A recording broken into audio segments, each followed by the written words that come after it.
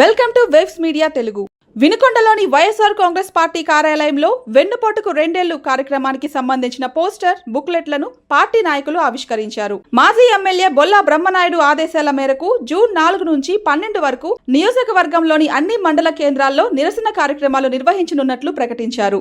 ఈ సందర్భంగా నాయకులు మాట్లాడుతూ ఎన్నికల హామీలను అమలు చేయడంలో టీడీపీ, జనసేన, బీజేపీ కూటమి ప్రభుత్వం విఫలమైందని విమర్శించారు.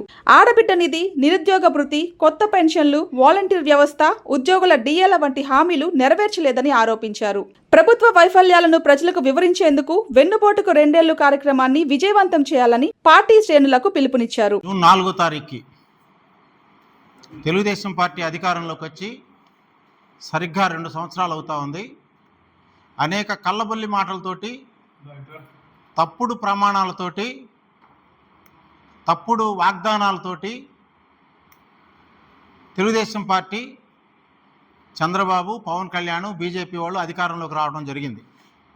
ఇంటింటికి బాండ్ల రూపంలో తప్పుడు ప్రమాణాలు చేశారు, తప్పుడు వాగ్దానాలు చేశారు. వాటిల్లో ఏవీ నెరవేర్చలేదు.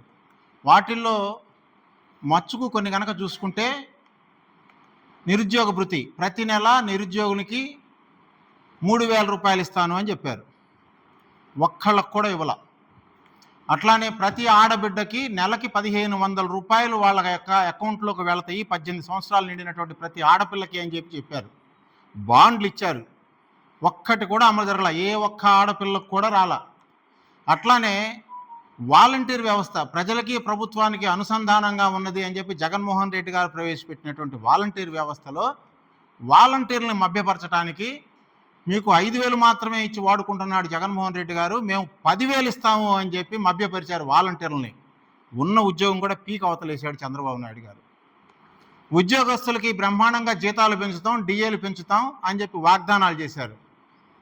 ఒక్కటి కూడా అమలు పరచలేదు. అనేక వాగ్దానాలు. రైతులకు భరోసా అన్నారు, 20,000 రూపాయలు వచ్చి మీ అకౌంట్లో పడతాయి అన్నారు, ఇవ్వలేదు. అట్లానే పెన్షన్లని నామమాత్రంగా 1,000 రూపాయలు పెంచారు. కొత్త పెన్షన్ ఒక్కళ్ళకు కూడా ఇవ్వలేదు. చాలామంది పెన్షన్ కావాల్సిన వాళ్ళు ఎదురు చూస్తూ ఉన్నారు. ఈ 2 ఏళ్ల కాలంలో భర్తలు చనిపోయి వితంతువులుగా ఉన్న వాళ్ళు, ఒంటరి వాళ్ళు, వృద్ధులైన వాళ్ళు, వాళ్ళకెవ్వరికి కూడా ఇంతవరకు కూడా పెన్షన్లు ఇవ్వటం లేదు. పైగా ఏదో ఇచ్చే పెన్షన్లకు మాత్రం ఫోటోలు దిగటం నేర్చుకున్నారు. ఏ రోజున జగన్మోహన్ రెడ్డి గారు తను చేసిన సాయం, ప్రభుత్వ పరంగా తను చేసిన సాయం ఈ చేతి నుంచి ఆ చేతికి తెలియకూడదని వాళ్ళ ఇంటికి వెళ్ళి వాలంటీర్ల ద్వారా ఇప్పించేవాళ్ళు. ఇవాళ మీరు వాళ్ళని రోడ్డు మీదకు తీసుకొచ్చి ఫోటోలు దిగి చాలా పెద్ద గొప్పగా ఒక పని సాధించినట్టుగా దిగుతూ ఉన్నారు. ప్రతి నెల ఇదే తంతు. ఎక్కడా అమలు పరచలేదు మీరు. కానీ తప్పుడు వాగ్దానాలతోటి ప్రజలకు మీరు ఈ సందర్భంగానే చెప్తా ఉన్నాం, వెన్నుపోటు పొడిచావు చంద్రబాబు నువ్వు. ఇది నీకు కొత్త కాదు. మీ మామగారికి తెలుగుదేశం పార్టీ నాయకుడు, తెలుగు జాతి ముద్దుబిడ్డ అయినటువంటి ఎన్టీ రామారావు గారు పార్టీ పెట్టినప్పుడు తెలుగువారి ఆత్మగౌరవం పేరుతోటి ఆయన ప్రజల్లోకి వస్తే ఆయన్ని 1995లో నువ్వు పొడిచినటువంటి వెన్నుపోటు ఇప్పటికి 30 సంవత్సరాలు అయింది. తద్వారా ప్రజల యొక్క తీర్పుకు కూడా ఆనాడే వెన్నుపోటు పొడిచావు. ఇవాళ మళ్ళా కొత్తగా కళ్ళబొల్లి మాటలతోటి వెన్నుపోటు పొడిచి 2 సంవత్సరాలు అయింది. అందుకే ఇవాళ మేము అశేష ప్రజల్ని తరతమ భేదాలు లేకుండా, కుల మతాలు లేకుండా, ప్రాంతాలు లేకుండా అందరూ కూడా చంద్రబాబు యొక్క వెన్నుపోటుని ఖండించమని చెప్పి కోరుతా ఉన్నాం. పార్టీ శ్రేణులను కూడా ఖండించమని చెప్పి కోరుతా ఉన్నాం. ఈ సందర్భంగా ముఖ్యంగా వైఎస్ఆర్సీపీ శ్రేణులు మేము చేస్తున్న విజ్ఞప్తి ఏమిటంటే, తప్పుడు కేసులు పెట్టి తాత్కాలికంగా బ్రహ్మనాయుడు గారిని ఏమన్నా ఇబ్బంది పెడతారేమో కానీ ఈ వైఎస్ఆర్సీపీ ఎవరూ కూడా భయపెట్టలేరు, ఈ కార్యకర్తల్ని భయపెట్టలేరు. ఈ విషయాన్ని మనందరూ కూడా గుర్తుంచుకొని రేపు జరగబోయేటువంటి కార్యక్రమంలో ప్రతి మండల కేంద్రాల్లో ప్రతి కార్యకర్త కూడా ఒక్కొక్క బ్రహ్మనాయుడుగా, ఒక్కొక్క జగన్గా అందరూ కూడా పాల్గొని చంద్రబాబు యొక్క దుర్మార్గాన్ని, ఆయన యొక్క వెన్నుపోటును ఖండించవలసిందిగా ఈ సందర్భంగా మేమందరం కోరుతా ఉన్నాం. ముఖ్యంగా ఇవాళ చంద్రబాబు గారు నిన్నగాక మొన్ననే జరిపాడు మహానాడు.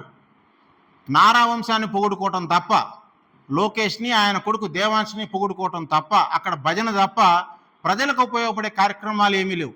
ఎంత దారుణంగా దిగజారిపోయింది అంటే తెలుగుదేశం పార్టీ మహానాడు ఒకనాడు చాలా గొప్పగా తలపెట్టి మంచి పేరు పెట్టుకుని మరి ప్రకటించినటువంటి ఎన్టీ రామారావు గారి యొక్క పార్టీ ఇవాళ మహిళల్ని అసభ్యంగా మాట్లాడుతున్నటువంటి, అశ్లీలంగా మాట్లాడుతున్నటువంటి, స్థాయి లేనటువంటి వ్యక్తుల్ని, ఆర్పి లాంటి వ్యక్తుల్ని తీసుకుని వచ్చి ముందు సీట్లో కుర్చీ వేసి లేచి మరి కుర్చీలో సీటు ఇచ్చినప్పుడే ఆ తెలుగుదేశం పార్టీ యొక్క ప్రతిష్ట మసకబారింది అని చెప్పి ఈ సందర్భంగా తెలియజేస్తా ఉన్నా.